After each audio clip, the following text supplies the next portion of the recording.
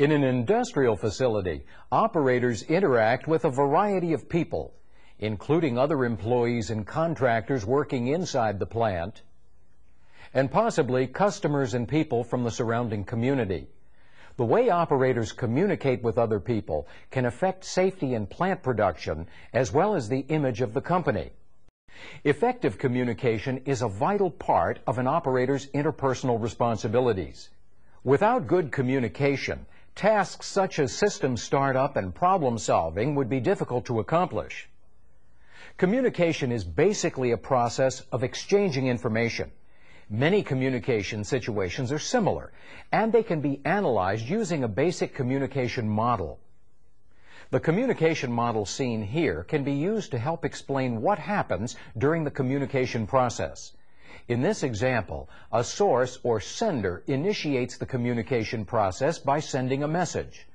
The message is transmitted through some sort of channel. For verbal communication, that channel is the speaker's voice. In this form of communication, both the words that are spoken and the tone of voice that's used are involved.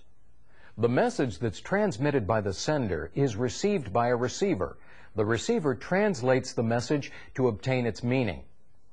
Communication is rarely a one-way process, so the receiver will often ask questions or provide feedback to the sender. When this happens, the original roles are reversed. That is, the receiver becomes the sender, and the sender becomes the receiver. This reversal of roles can continue back and forth until the end of the communication process. Now, a communication process doesn't always work perfectly. Sometimes, certain factors can interfere with the process. These factors are often referred to as noise. In this sense, noise is anything that blocks or distorts the message. For example, outside interference or static on a radio or telephone is one form of noise that can prevent a message from getting through clearly. But not all forms of noise are so obvious. If a person involved in the communication process is preoccupied with something, or if they're tired, they may have trouble concentrating on what someone else is saying. And while these types of factors may not always be obvious, there's still forms of noise that can interfere with a message. Part of an operator's job involves sending and receiving messages under a variety of conditions. As a sender, an operator should send each message clearly and accurately to reduce noise and minimize any misunderstanding on the receiver's part. As a receiver, the operator should listen carefully to each message and provide feedback to the sender. A receiver should never guess at the intended meaning of a message and should ask questions whenever necessary. Everyone who works for a company contributes directly or indirectly to the company's production and profitability. In a large plant, an operator may not be able to clearly see how his actions contribute to the company's profits. For example, the product that an operator helps to produce may not be the final product that the company sells. But even though operators may not see the products that customers buy, the operator is still a factor in whether the company is able to sell the products. Part of an operator's job involves interacting with other people inside the plant, including other operators, supervisors, and safety and maintenance personnel, to name a few. The interaction that occurs among these people can take place verbally or in written form. In either case, the communication must be clear, accurate, and professional. Operators work with other operators on a daily basis to keep the plant running smoothly and to help solve problems. These operators may all be from the same plant unit, or if the plant consists of more than one unit, they may be from different units. Either way, operators must make an effort to avoid communication problems.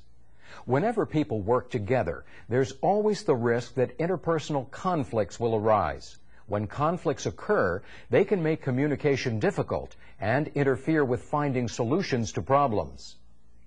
When dealing with peers, an operator should try to minimize interpersonal conflicts and keep communication going on a professional and cooperative level. Another group of people that operators routinely work with consists of supervisory personnel. Operators and supervisors share the same basic goals: safe operation and optimum unit production. To accomplish these goals, good communication between operators and supervisors is essential. In general, operators should keep supervisory personnel informed about developments in the unit. Also, operators should feel free to ask questions and make suggestions about ways to improve unit operations, and to ask for feedback on their ideas. Sometimes operators interact with engineers. Engineers help develop and refine unit operations to maximize production without compromising safety. An operator should answer any questions that engineers have as completely as possible to help ensure the smooth operation of the unit. Other people in a plant that operators often work with are maintenance personnel, such as mechanics, electricians, and instrument technicians. An operator's interpersonal responsibilities with maintenance personnel can affect the safety of plant employees as well as the safety of the unit. Maintenance personnel rely on operators to prepare systems and equipment so that they can be worked on safely and without delays. But before operators make any preparations, they need to know certain things about the work that's being performed. Operators can then make sure that the appropriate isolation and shutdown procedures are performed to ensure the safety of the work. Another group of people that operators sometimes work with consists of laboratory technicians. Often, operators collect and deliver samples to the plant's lab for analyses. Since unit operations can be affected by the results of these analyses, it's important for operators and lab technicians to communicate clearly. Safety personnel comprise another group that operators often work closely with. Safety personnel are the watchdogs of the facility's safety program. They're trained in areas ranging from personal safety to government safety regulations. By following procedures administered by this group, operators help protect themselves and others from safety hazards. In addition to the groups that we've just described, operators frequently work with new operators. In these situations, an experienced operator has some additional interpersonal responsibilities. All experienced operators should try to make a new operator feel welcome and accepted. And they should work together to train new operators as effectively and quickly as possible. Generally, some of the training that a new operator undergoes is conducted in a classroom. Classroom training is usually followed by practical field training, known as on-the-job training. During on-the-job training, the new operator observes and practices the skills and procedures needed to perform a job under the actual work conditions. But regardless of where the training takes place, a formalized training program typically involves several steps. The first step, determining the training needs, involves deciding whether or not training is needed, and then, if it is, what type of training and how much. This step is sometimes accomplished with a verbal or written pre-test. Developing the training materials involves determining the materials, tools, and personnel needed to teach the operator, and making sure that they're available when needed. Part of this step involves developing performance objectives. Basically, a performance objective briefly describes an outcome or intended result of training. It may also describe the performance standards and the conditions under which a job must be completed. And it may identify equipment needed to perform a job. To ensure that performance objectives are met, checklists are typically developed. A checklist identifies in order the specific steps that the trainee must follow to accomplish a performance objective. The third training step, implementing the training, involves making sure that the training is carried out as originally planned to meet the needs of the operator. This step also involves factors such as scheduling the training around unit operations and documenting the training as it occurs. The final step, evaluating the training, is usually accomplished by having the trainee demonstrate the task that was taught. A verbal or written post-test may also be administered to measure the operator's skills and to help identify any deficiencies in the training. Operators work with other people inside the plant every day, but they also work with people from outside of the plant, such as customers and members of the surrounding community. People outside the plant often equate an operator's behavior and appearance with the company itself. So it's important for operators to communicate and act in a responsible manner. Customers sometimes send representatives to a plant to make sure that products are being made according to requirements. The way that an operator interacts with these people is a reflection of the quality that the company puts into its products. The operator should be friendly and have a positive attitude. The operator may be asked to give customers a tour of the unit and answer questions about processes. As a general rule, the operator should answer a customer's questions as accurately as possible, but within reason. Many companies have policies about disclosing information to the public.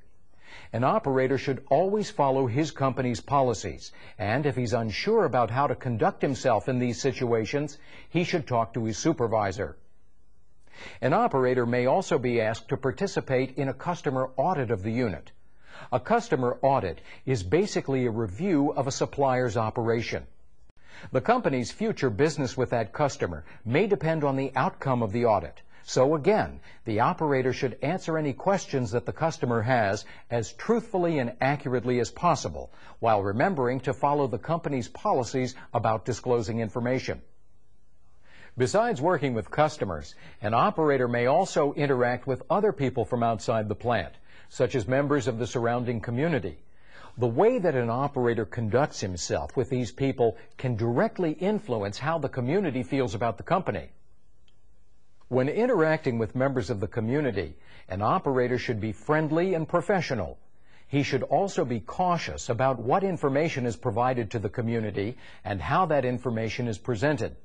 By acting carefully and professionally, an operator can help minimize misunderstandings between the plant and the community and help improve the image of the company. In this topic, we used a basic model to see how the communication process occurs. We also examined how an operator communicates with people inside the plant and outside the plant. Now try some practice questions related to this material.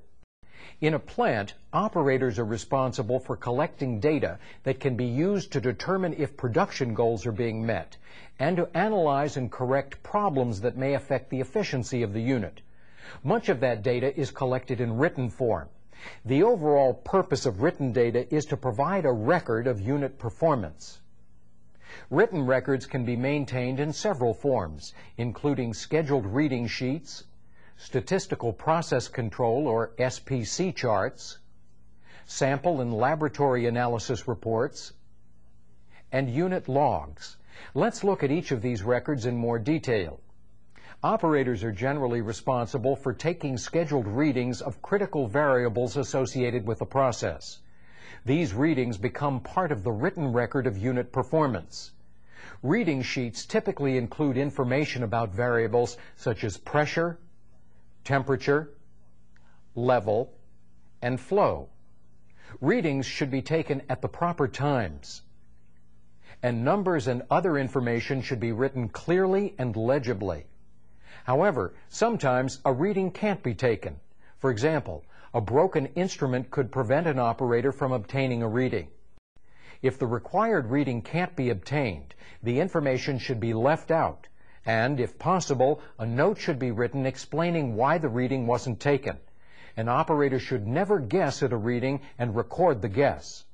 Also, if a reading can't be taken, or if a value looks abnormal, it should be promptly reported to the appropriate personnel.